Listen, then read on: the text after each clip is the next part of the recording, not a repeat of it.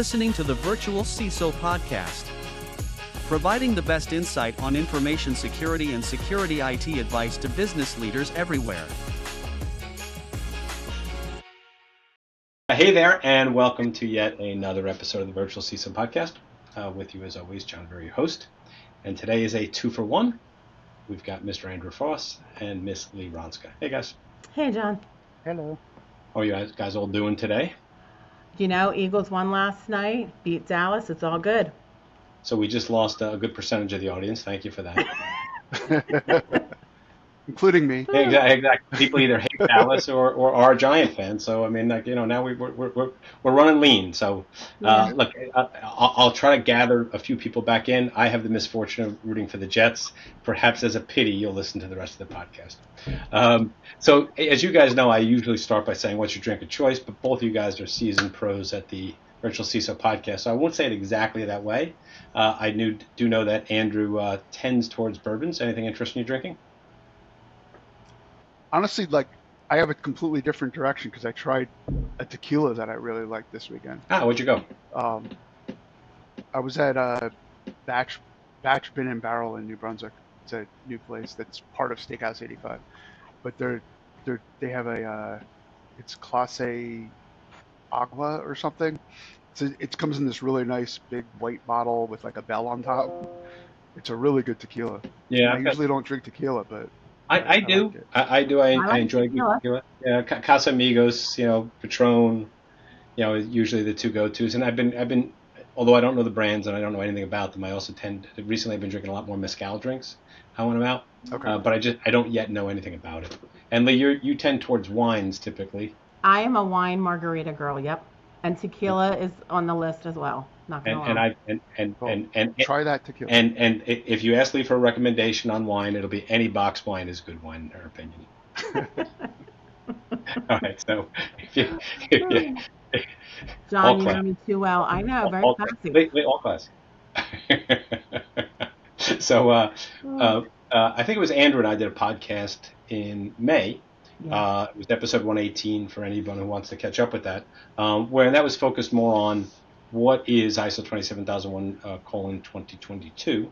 How does it differ from 2013, etc. So if you're looking for that kind of information, that's a good episode to look at.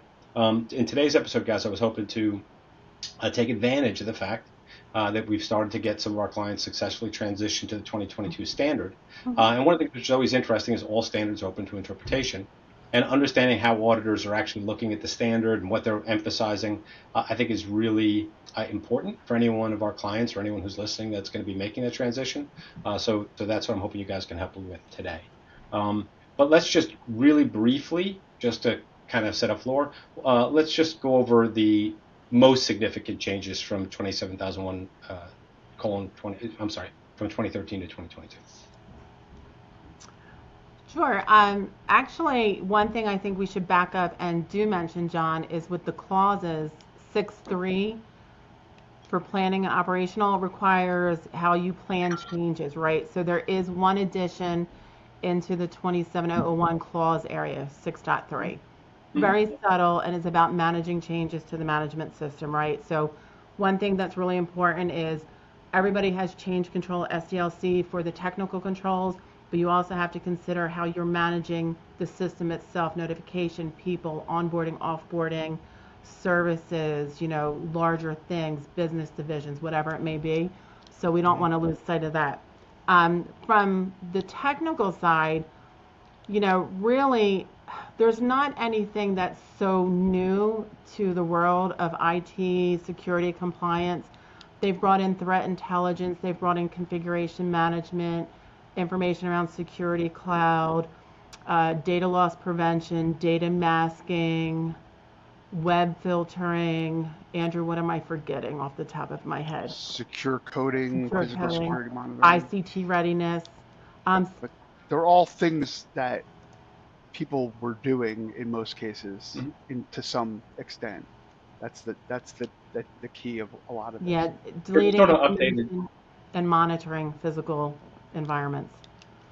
Yeah, so to your point, Andrew, it sounds as if, from most people's perspective, it's really more just a formalization of the ways that you've probably already adapted 2013 to address the contextual changes in the world between the 2013 standard being adopted and the 2022 standard?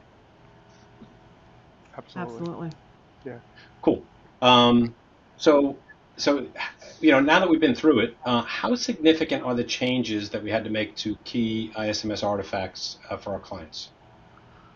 So really the largest level of effort that we've done for our clients obviously is how we do a gap analysis, right? So one of the artifacts that's not called out that's really important to this transition is your gap analysis, your transition plan, right? What are the new controls? Are they applicable to your environment? Are they operationalized? Are they not? What do you have to do, right? So that planning and transition is a large part, understanding the involvement of them. Updating your risk assessment, so it includes the new numbering, the new controls, right? You need to do the diligence to make sure things are not omitted that are applicable on your SOA. The SOA is probably one of the heavy uplifts from an artifact because it has new columns in it, new attributes that are defined by the standard. If it's a predictive, detective, what's the control type?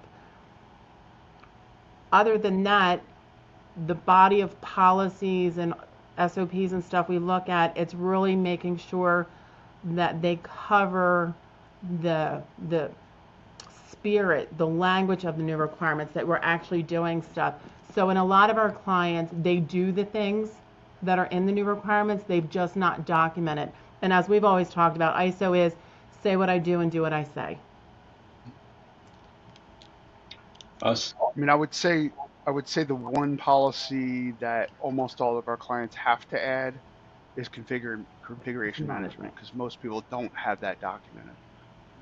And configuration management, I think that's does that cover just like traditional configuration management, or does that tie into like the change management that you were talking about?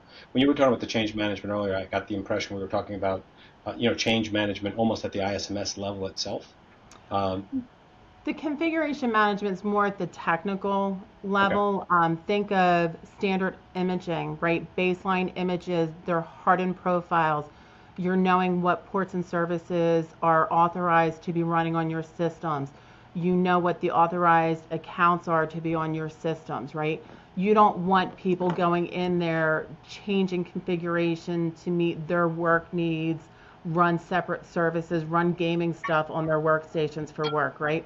So that's really where the configuration management comes, to make sure that your assets have the secure profile that you expect them to have. But to answer the other part of that question, 6.3 is the new control in the clauses, and that is literally, it's a one-liner in the standard. It just says you need to manage your changes in your ISMS. Okay. Gotcha. So for that, we're usually just recommending a one-liner in either the charter or the manual that says, changes to the ISMS will be managed by the ISMC. Gotcha. What about were there many changes required of the scope statement? No, there really wasn't. The only thing, and the way that we do our scope statement is maybe based on the new controls, there's new key interface dependencies, tools that we want to reference, because we do talk data loss prevention, we do talk threat intelligence, we do talk configuration management. So maybe there's key systems that they want to add in, but the actual scope itself does not need to change. Gotcha. There's one, I'm just thinking about this now, there's one thing that they added into the interfaces and dependencies to say what, and I might forget the exact wording of this, it's basically what requirements are going to be managed by the ISMS for those interfaces and dependencies. And I don't think it's that important to add in there, but it's a nice little. You might get someone to nitpick. Yeah. What about did you find I was very curious with some of the hashtags and things that they were doing. Did you guys end up making changes to the risk methodology? No, not at all. Based on the several conversations that we've had, specifically how Cbiz Pivot Point does it, we've always discussed how risk is a module, it's a method, right? It's open to interpretation. So the way that we do it, we always base the maturity on the actual controls of the environment, right? That's what we base our risks on. And we have been very successful with all of our clients that we've transitioned to 2022 version of ISO that have been audited. There's not been any questions at all. All the new controls are part of our actual process. They're assessed. We're good. But we are putting those attributes in the SOA. Okay. Now. Gotcha. That's why you mentioned that was a fairly heavy-handed lift. Okay. What about any significant changes other than the content change to internal auditing, internal audit program? No, I think. Go ahead, Andrew. Well, I mean, the big thing that, and we mentioned this already, but the big thing that the auditors are going to look for is a transition plan. Right. How you did this change. That's like the first thing they're going to look at, and they're going to go through it. Like that's probably the most important artifact for the transition. Gotcha. And that's that was the one that was specified in that, what's that, IAF MD26? Yeah. I always forget the name of that document, but that was something that we actually talked about during our first podcast that we thought was going to be the case. So it's interesting that's one of the first artifacts they look for. Yeah. So I think we actually covered a couple of other questions that I had. I was curious about specific artifacts that were unique to the transition, and you're saying it's just the transition plan, correct? Mm-hmm. Gotcha. And then we talked about control attributes, and you said that the auditor's not necessarily looking for them in the risk assessment, but in a sense, you sort of hijack that by putting them in the statement of applicability. In a sense, if we're applying a control, you are applying the control attributes at that point, right? There is a mapping from control attribute to risk assessment effectively. Yes. Yeah. Was that a point of conversation at all? I was curious as to what they were going to do this year with that. No, it has not come up from the client side. It has not come up from the external auditor side. I know that when we've been doing the uplifts, me specifically, I do reference it's part of the new standard where it's identified and there's an expectation that we acknowledge it through our documentation and we actually put it in the SOA. It's not been it's not a question at all. Interesting. Yeah. Did they emphasize control groups at all? That was another question that I was wondering what they would do with those. When you say control groups, what specifically is your point of view of a control group? Andrew and I actually were talking about this before we got online. Also, they had, if I recall correctly, and you guys have forgotten more about 2022 than I know, but the control attributes were more the hashtags that would, let's say, specify things like whether a control was, as you pointed out, corrective or detective, right? Yeah. But they had control groups that were around whether it was organizational, it was technology, people, and physical. No, that's really not. So that's just that's like the four subsets of the controls, basically. Yeah. So, I mean, obviously, it's organized better when you're going through an audit. It's really nice because you're actually looking at these things when you should be instead of like picking from different places. So that was really the only way it actually influenced the processes really it was from an audit program perspective. Did it have the same effect both from an external audit and an internal audit perspective? I think it did. Yeah. So I've sat through external audits, I've done some internal audits, and I've done uplifts, and I see the same value to Andrew's point. It organizes things better. And actually, John, one of the things Andrew and I were talking about is one of the new controls, threat intelligence. What did that really bring to the table? And what I was saying to Andrew, from my point of view, that's really discussing further in detail 3 existing controls that were already there under the 2013 version. It was maintaining the contact with special interest groups, all those alerts that come in. It's your vulnerability management, your scanning program, how often you're doing it, you're doing patching. It's really the alerting and monitoring. So what I've experienced with the external auditors when it comes to threat intelligence, they're really taking those 3 predefined control areas and they really want you to dive more explicitly into your process of how you manage it, how you proactively manage it versus reacting when something's discovered. So I thought that was really nice of how threat intelligence brought, 3 existing controls together and allows you to take that deeper dive You're already doing something, but now you have the opportunity to explain it more. When I think threat intelligence, that's one of those um, interesting words, and we talk about threat surfaces, and we talk about vulnerability man. They all kind of are different sides of the same die, so to speak. Yeah. But when I think of the threat intelligence, I would have, and I think about proactive, I tend to think of more not only being aware of our threats that we're in control of, but those that are outside of our domain. Did they dig in at all into, like things like dark web, dark web monitoring and things of that nature? There were examples like that were brought up. So what we've seen from our clients is it's the communications, it's the reviewing things, is it something that impacts their environment, it's the dark web monitoring, it is the IDS, it is the IPS, it's about being proactive, being on webinars, going to seminars, staying in touch with the governments, SANS, US CERT, right? What's coming, what's trending, what are we seeing? Even to the point AI came up, right, as an emerging threat with all the unknowns around it. And we know that's a hot topic today. Do you think that there's an expectation that you're doing something like dark web monitoring? Is that something that someone's going to end up with an OFI if they don't have something in place at this point? I don't think that you'll get an OFI on it, right? Because ISO is not prescriptive when it comes to it, but I think it's a good conversation point that auditors and consultants can bring to the table, specifically what your environment, what your business service line is, how critical is it, and do you do more privacy work and collect more PII versus are you in an environment that does more work that has public data, right? So there are elements that could come into play with the dark web monitoring when it comes to your user IDs, passwords, and other access points. I'm curious on the configuration management front. Configuration management, 10 years ago was largely an internal function, and now we're 15 years ago, whatever the number is. Now as we've gone much more towards SaaS and we've gone much more cloud, right? Configuration management, is a much broader topic.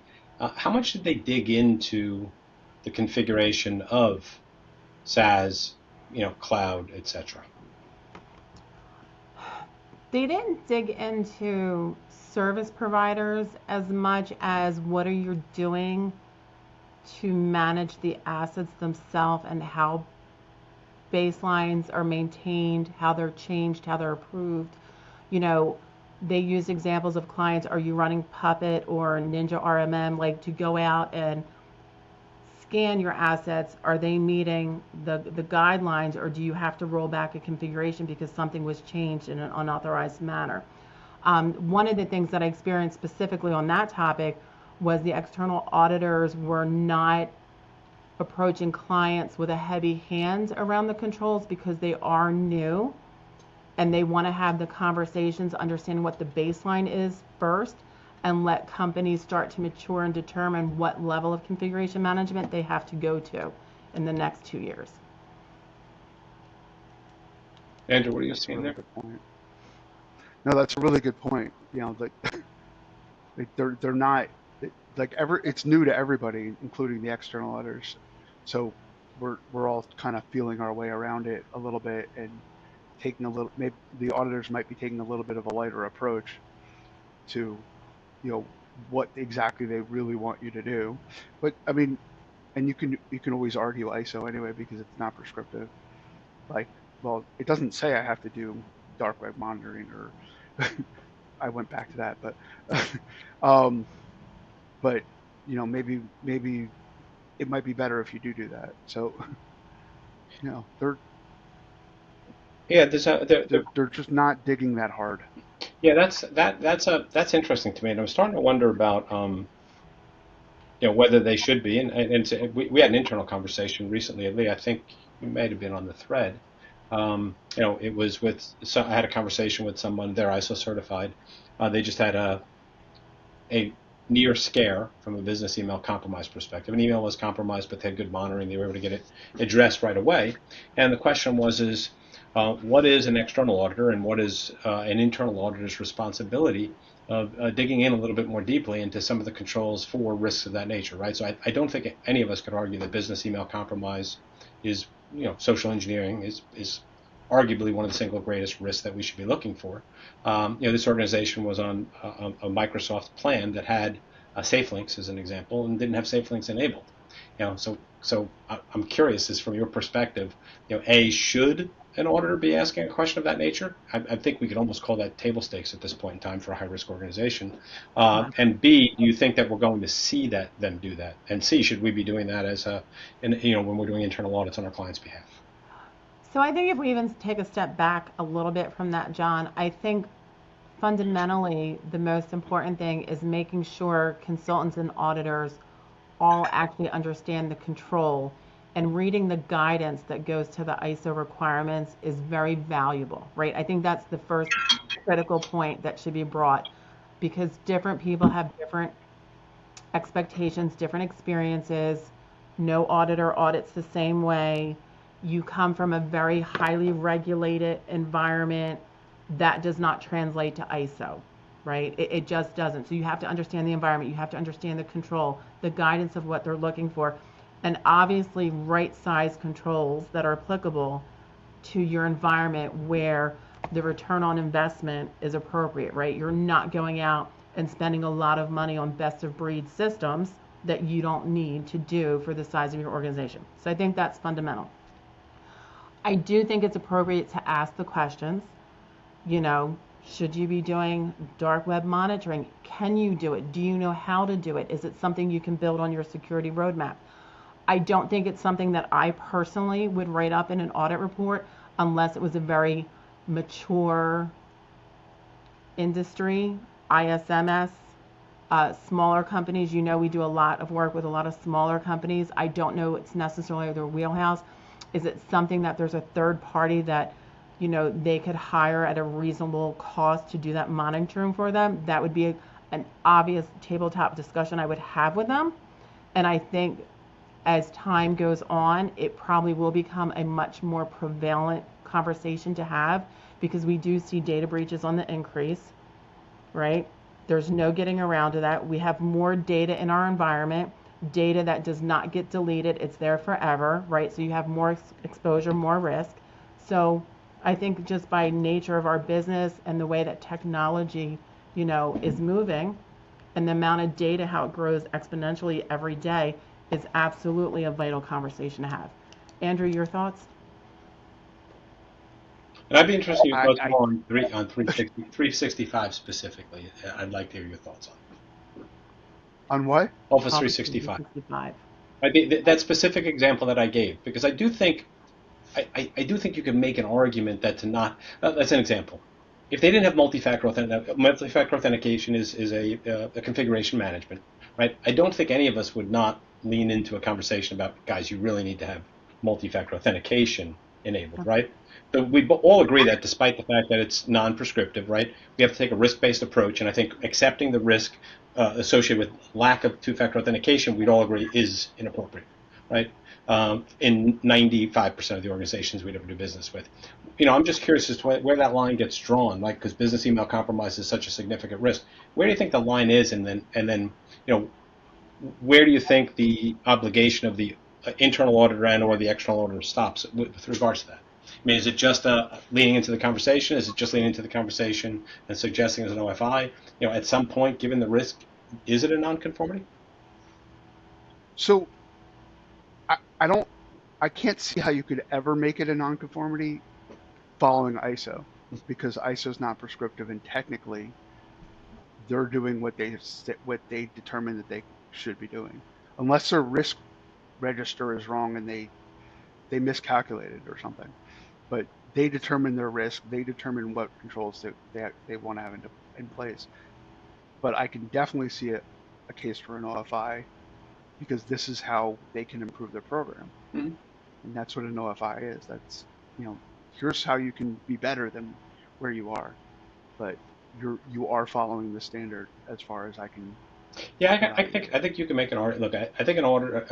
What is it? The term they use, professional judgment and experience, I think is the term that they use. But I mean, if somebody said they had no locks on the door and all passwords had to be 3 characters long and start with A and end with C, I think that we would all agree that there's a non-conformity there because you're not effectively managing risk, right?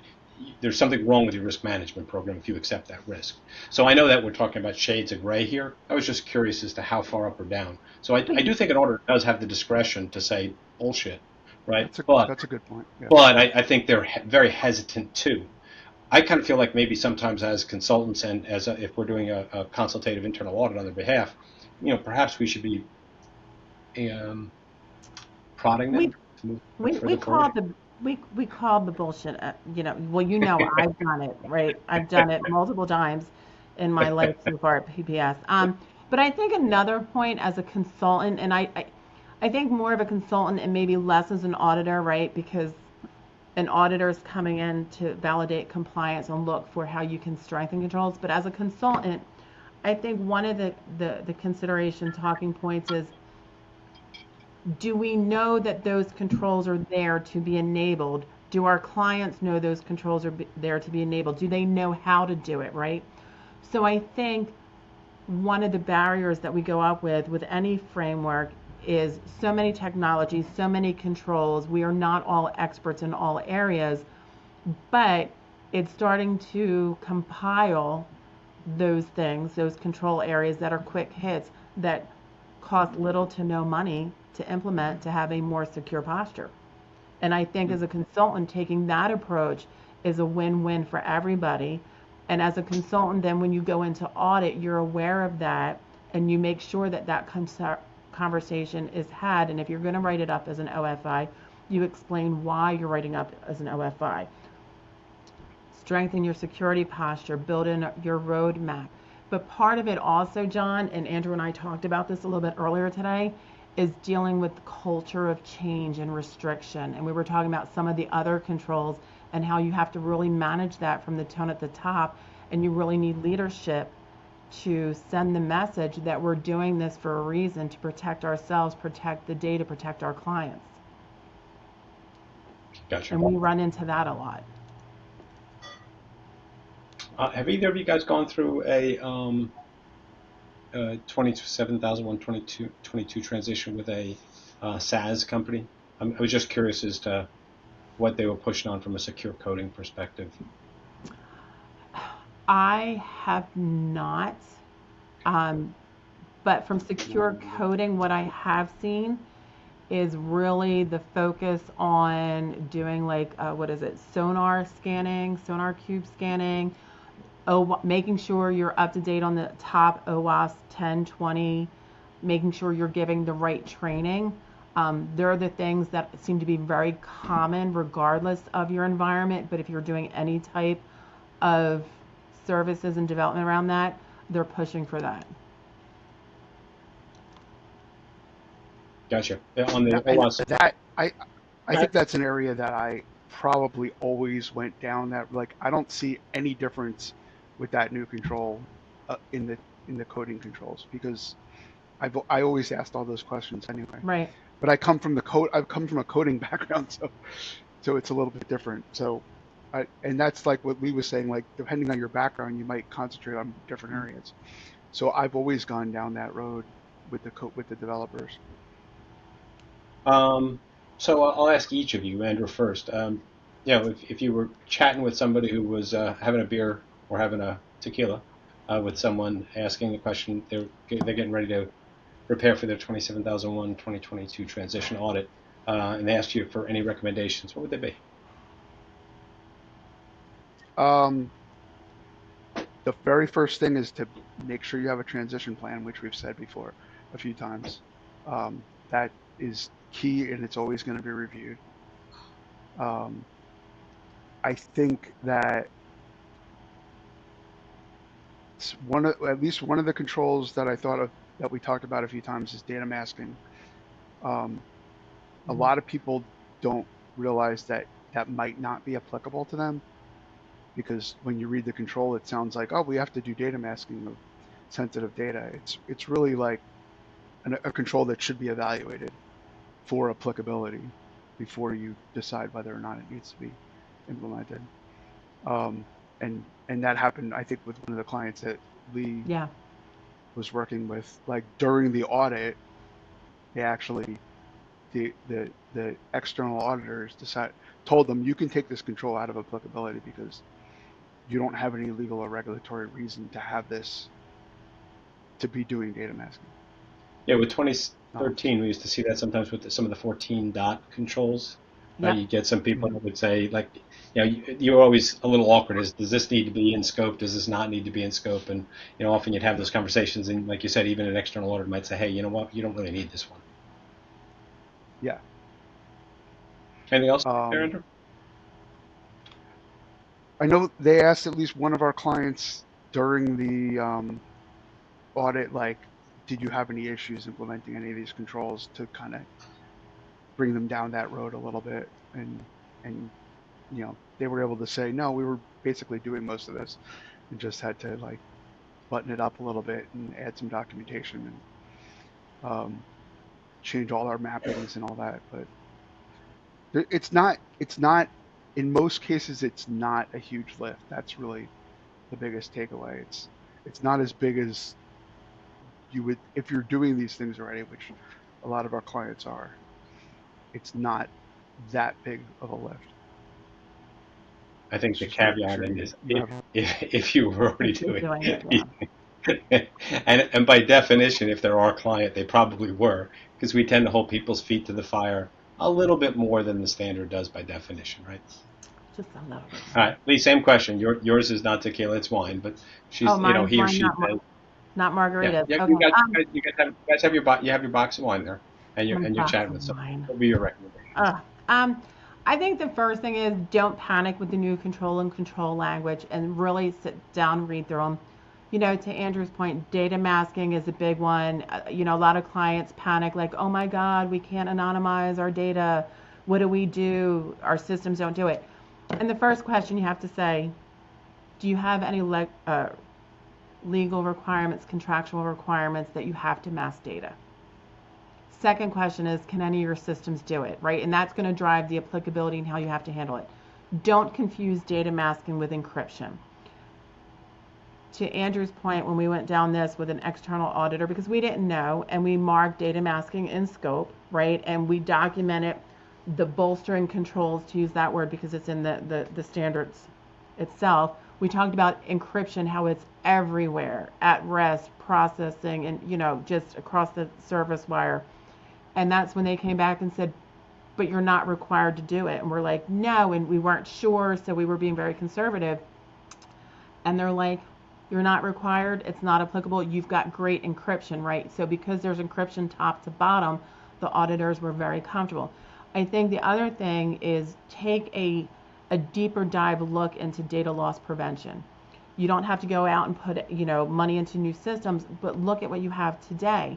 One of the things I like to do when I go into audit is, okay, USBs are locked down, or you have to do whitelisted encrypted USBs, but where are all the different points of access that you can have? And it's just not connecting writable media to USB.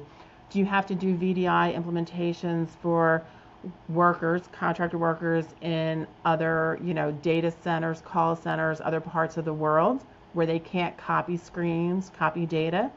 Are you monitoring your email? And my favorite one, where I love to throw clients off, and I've only ever had one client say they do this, is we always talk about Windows-based assets and we never talk about the Mac stuff. And I love to bring in airdropping, right? The Mac, the iPhone, the watch, like where are your controls around that? Because data can still go there. Like, how are you blocking it? So when you talk about data loss prevention, because it's not data loss program, right? Look at all the elements of monitoring you're doing today, all your encryption, all your block. See what areas of data access points you have where you're sending data out or could export it, and determine if you can put simple controls in place, like doing secure in your email, doing PGP encryption. Little things like that will go a long way, right? And it's not about giving the option to do it, it's about configuring it so it must be done, right? Because that data loss prevention, data gets out, unauthorized access to something, you get a data breach, you get fined, right? The trickle effect to that could be huge. So I think to Andrew's point, there was nothing really new in the environments or the controls. It's just how they phrased them to make them more realistic in today's environments. Something that that Leigh and I talked about earlier was how sometimes some of the controls can be implemented without technical controls, and you need to be aware of that. You know, especially I think we were talking about web filtering.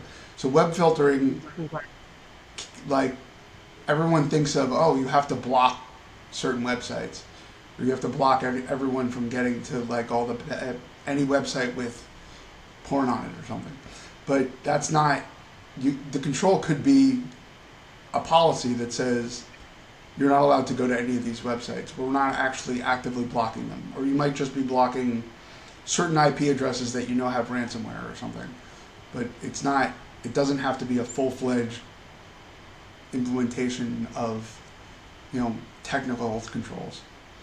Guys, thank you very much. I normally say, how would people get in touch with you? But they know how to get in touch with you anyway. You can get in touch with all of us at pivotpointsecurity.com.